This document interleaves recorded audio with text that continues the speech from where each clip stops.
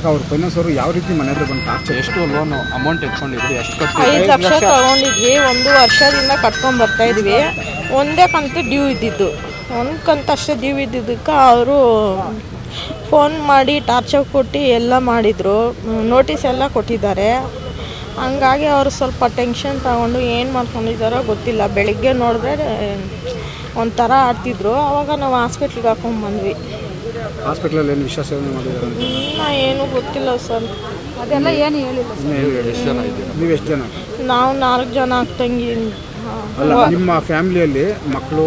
ನನಗೆ 4 ಜನ. ನನಗಿಬ್ಬರು ಮಕ್ಕಳು, ಹೆಣ್ಣು ಮಕ್ಕಳಕ್ಕ? ಗಂಡು ಮಕ್ಕಳಿಬ್ಬರು.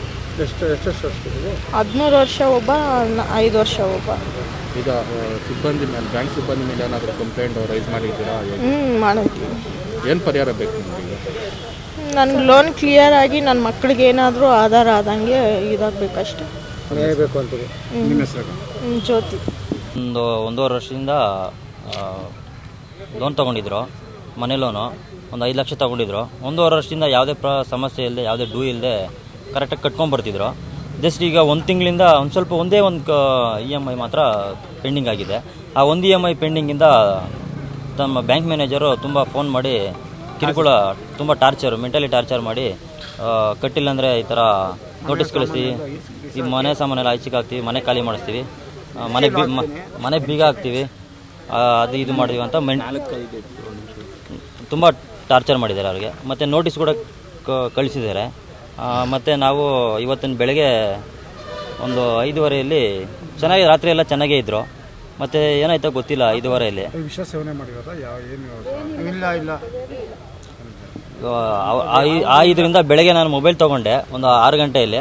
ಅವ್ರ ಮೊಬೈಲ್ ತೊಗೊಂಡು ಏನಾಗಿದೆ ಏನೋ ನೋಡೋಣ ಸುಮ್ಮನೆ ಅಂತ ಮೊಬೈಲ್ ಚೆಕ್ ಮಾಡಿದೆ. ಆ ಮೊಬೈಲ್ ಚೆಕ್ ಮಾಡಿದಾಗ ತನ್ನ 2 ದಿವಸದ ಹಿಂದೆ ತುಂಬ ಅವ್ರು ಕೊಟ್ಟಿರೋ ಟಾರ್ಚರಿಂದ ತನ್ನ ಸ್ವಯಚಿತವಾಗಿ ವಿಡಿಯೋ ಮಾಡಿಕೊಂಡು ನನ್ನ ಸಾವಿಗೆ ಕಾರಣ ಈ ಜನ ಬ್ಯಾಂಕ್ ಮ್ಯಾನೇಜರು ಹಾಗೂ ಮನೆಯಲ್ಲಿ ಬರ್ತಿದ್ದಂಥ ಈ ಫೀಲ್ಡ್ ಎಕ್ಸಿಕ್ಯೂಟಿವ್ ಇವರೇ ಕಾರಣ. ನನಗೆ ತುಂಬ ಟಾರ್ಚರು, ಮೆಂಟಲಿ ಟಾರ್ಚರು.